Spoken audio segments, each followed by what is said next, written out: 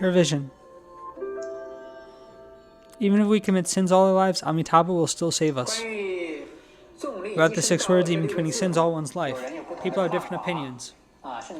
Some may misunderstand. For these 6 words, their meaning is simple and should not be misunderstood. Their meaning is complete. They reveal the gate of inhibition and the gate of salvation. The two meanings are both contained. That is to say, committing sins all one's life refers to the meaning of the gate of salvation. The sins have been committed, the sinner will still be saved to be reborn. And the word even refers to the meaning of the gate. Of course, before the sins are committed, they should be stopped. Also, even committing sins all one's life, these 6 words refer to all the good people, even the saints. The proof in the sutra, on one hand, is from the passage of the primal vow. Accepted are those who commit the 5 grievous transgressions or slander the correct dharma. Sins accepted, only obviously this vow is for all the beings who commit sins. It's for saving them. We can't imagine that the Arhats, the saints, or even the Buddhist cult like the 5 precepts and 10 good deeds, will commit such heavy sin as the 5 grievous offenses of slandering the correct dharma. The 5 grievous transgressions and slandering the correct dharma shows that the object of the salvation is the sending beings who commit sins. And there will be detailed explanations in the following for the 2 exceptions. The second sutra proof is the lowest level of the lowest grade in the Contemplation Sutra. The sendings of the lowest level of the lowest grade in the Contemplation Sutra are sendings who commit sins all the time.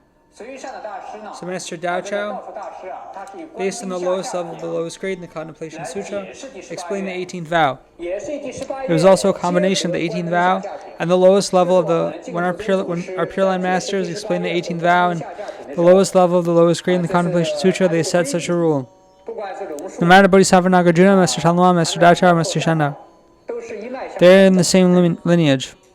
It's not easy for some people to notice it, so they may misunderstand the sutras.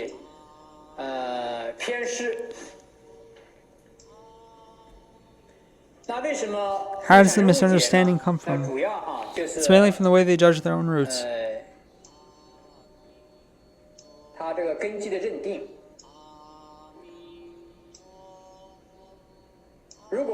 If someone regards himself as a good person, when he says the 6 words, he may say, "Oops, isn't it encouraging others to commit sins?" Of course, his intention is good, but he is not as compassionate as Amitabha Buddha. He has his own thought, which is to prevent others from committing sins, but he is not as wise as Amitabha Buddha. And at the same time, he has arrogance in his heart. He believes that he is a good person, he won't do it. If he does do it, they may also commit sins. If someone thinks in this way, then he has no heart of shame. That's where the misunderstanding comes from. He believes that others will do so and so. If you ask him, he says he won't do it. If you won't do it, who do you think that others will do it? If he has a deep faith in his aptitude and can realize that he may also be such a sending being who has committed sins for all his life, he will have a different feeling when he sees the 6 words. He will feel that it was so nice to encounter such a great compassion. Then I will have hope to be saved. He will have a soft heart and be shameful, humble, and less arrogant. Because when he recalls his whole life, he's always not pure. He was a person who has shame. Then when he sees the 6 words, he will be very happy and comforted. He will see the light in these 6 words, not see the darkness. Does it have side effects? It's not good. No, the fact is contrary. Only such a person can be called a real good person. If he knows that he is ignorant, he's a wise person. If he knows that he is a person who commits sins, then he is a person with shame. He is a good person. If he doesn't know that he commits sins, such a person can be regarded as an evil person. If he doesn't know that, such a person can be called a person without wisdom. Why? If someone who indulges in his own good feelings thinks that he has a lot of wisdom without seeing his shortcomings, actually he has no wisdom. If someone knows that he has no wisdom, then his heart, which knows he has no wisdom, is sensitive. Then he strips the ignorance and he has a cognition. His sensitive heart, which can know everything, starts to observe, to understand that his ignorance, which is limited and narrow. So he will have a standard which is a very spacious room. Then he should be regarded as a wise man. The same is with the aspect of good and evil. If someone doesn't know that he has evil, that he is totally buried in the evil, it doesn't matter that he has no evil. Unless he becomes a Buddha or Bodhisattva. Like someone falls in the elevator, oh my God, I'm dirty, then we will feel different. As when we do not cultivate, we feel that we are pure and we don't have worries and so on. Once we start to cultivate, we find that our delusions are everywhere. That is because you have a pure heart, an origin to compare. So once he knows that he is a sinning being who commits sins, then he a pure place of pure goodness for comparison. Then he will have an awakening, a retreat from evil, a good heart, and observation, so that he can rise from the dead. In general, people often talk big. They work silently to commit sins and evil karma. Meanwhile, they believe that they are nice and really good. Therefore, even committing sins all one's life has different interpretations, according to different people. If speaking on the perspective of Amitabha Buddha's compassion, these 6 words can explain everything. Because Amitabha Buddha's purpose is to save the sinning beings in the 10 directions. Save the sinning beings in the 10 directions, which contains both mortals and saints. Comparing the two, should his primal intention be saving the saints or saving the mortals? The Pure Land Dharma Path takes the mortals as the essential, because the saints have already abandoned sufferings and obtained happiness. Even though which does not commit sins, evil karma which leads to sufferings. While the mortals, without salvation of Amitabha Buddha, they can only commit sins and evil karma and subject to endless reincarnations. So the salvation is targeted at the mortals.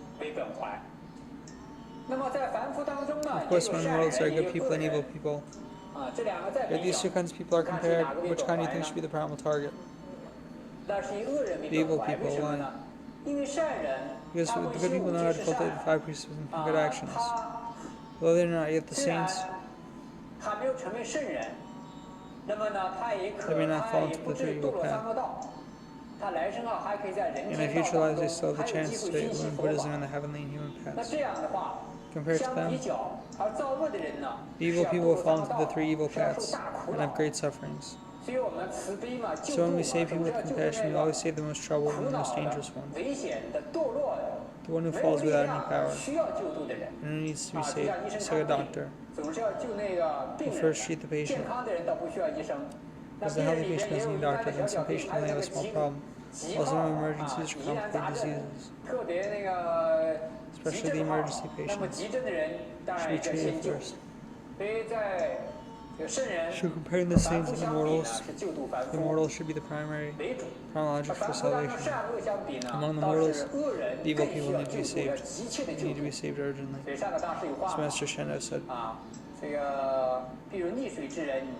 is similar to rescuing people from drowning. Prayer should be urgently given to those beings who drown. Where people fall in the river, there's also 2 kinds of people. One kind of people have a piece of wood to hold, so they won't be drowned. The other kind have no wood to hold, so they have to sink under the water. Which should be safe first, people without wood.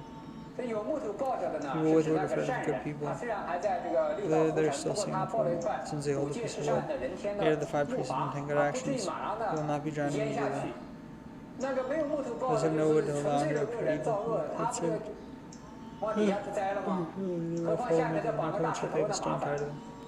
That will be a big trouble. And the evil people can also be classified into 2 kinds. One is at his deathbed, the other is at his present lifetime. Comparing the 2, which one needs to be saved urgently? You tell me. Yes, one's death that is meaning to salvation urgently. Because he is high. He needs someone to save him. A giant person without wood. Even his hair is under the water now. When he can't be seen, we should grab his head immediately and drag him out of the water. The one who still floats there. His head up and down is in a better situation. The one at his present time still has a certain time. It's possible for him to mend his way. Drop his knife and become a Buddha. He still has a chance to reflect himself. He may meet a great master and start to reflect on himself. As to say, although he is an evil person, his lifespan is not completed. He still has time to slow down. Of course, the Buddha has the power, doesn't need to slow down. He cries for help now. The Buddha can save him now, it's only a comparison. The person is death, but there's no such chance. As one's life is about to end, fear and revulsion arise in return. Even if he starts to feel remorseful, wish he wants to change. Does he have the time now? When saves him at the time, he'll be drowned. So Amitabha Buddha's salvation is targeted at those who commit sins all their lives until they are dying. Only such enemies can succeed immediately, quickly, and safely. Can Amitabha Buddha's complete compassion be revealed? Right? So the 6 words of Master Dacha are really earnest. Even committing sins all one's life until one is dying. His explanation is very vivid and makes the sutra more lively in our heart. When there is life, there is light. So his explanation is not just explaining words by words.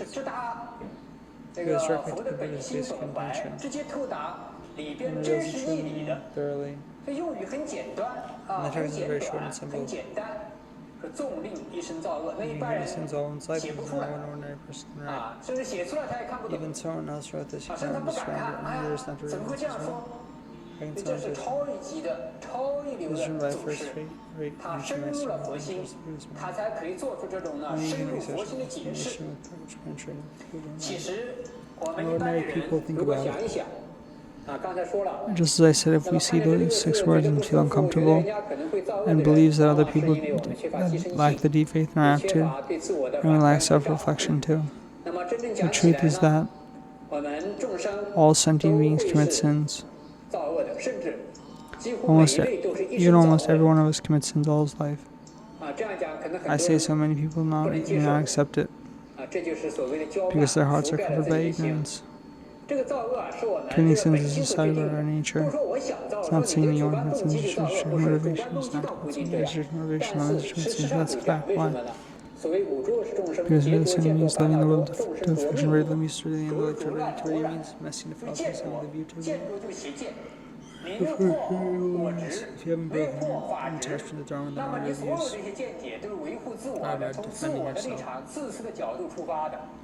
From the self-destruction of your own will, can you make sure not to make mistakes?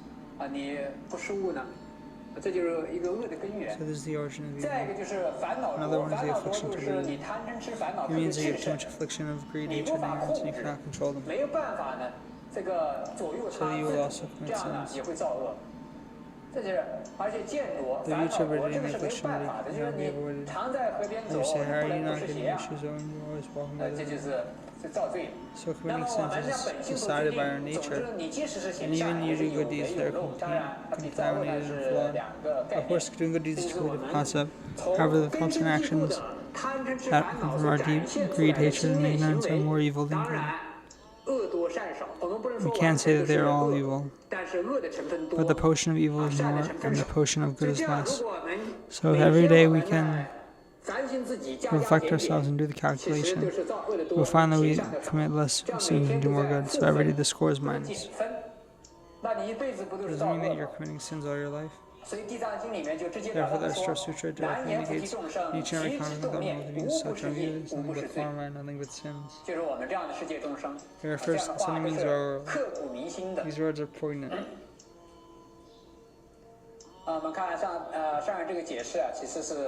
The explanation of our venerable is very good. Said even if we commit sins our whole life, we see the light in the darkness. The sinful sin means like us do have the hope. It also says that when one tries to find whether he has more good deeds, more sins, or evil, with a careful reflection, one can be sure that he is more good. Of course, he needs an honest reflection. Some people say, surely he is a good person. He has more good deeds than evil sins. He says so because it's not shameful. Usually when somebody say, I'm from I say so and so. He doesn't know what Buddhism flourishes. Or anyone asks George about the Buddha, you should go to that Dharma. Did you have more good deeds? How much evil did you cultivate according to the Dharma? At that time, you're unable to deny. The book. The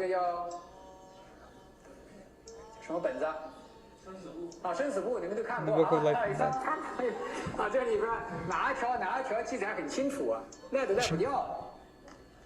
The more we examine ourselves, the more slowly we will feel. Our hearts will become soft and not arrogant. We won't think that we cultivate well, or we accumulate lots of merits. We dare not say so. We do need such a reflection. Then we will lower our hands here with the sin and that of such an evil person. Which strong faith can save me in the earth, so that I can escape from the judgment of the Yama King, and be far away from the hell fire in future. If someone has such a bemoan, then he is blessed. If he has such an affliction, then he is blessed. If he has such a depression, then he has hope. He has the hope. But generally, we are all very arrogant. We won't have such awareness. It's dangerous and troublesome. Namo Amitabha Buddha. Namo Amitabha.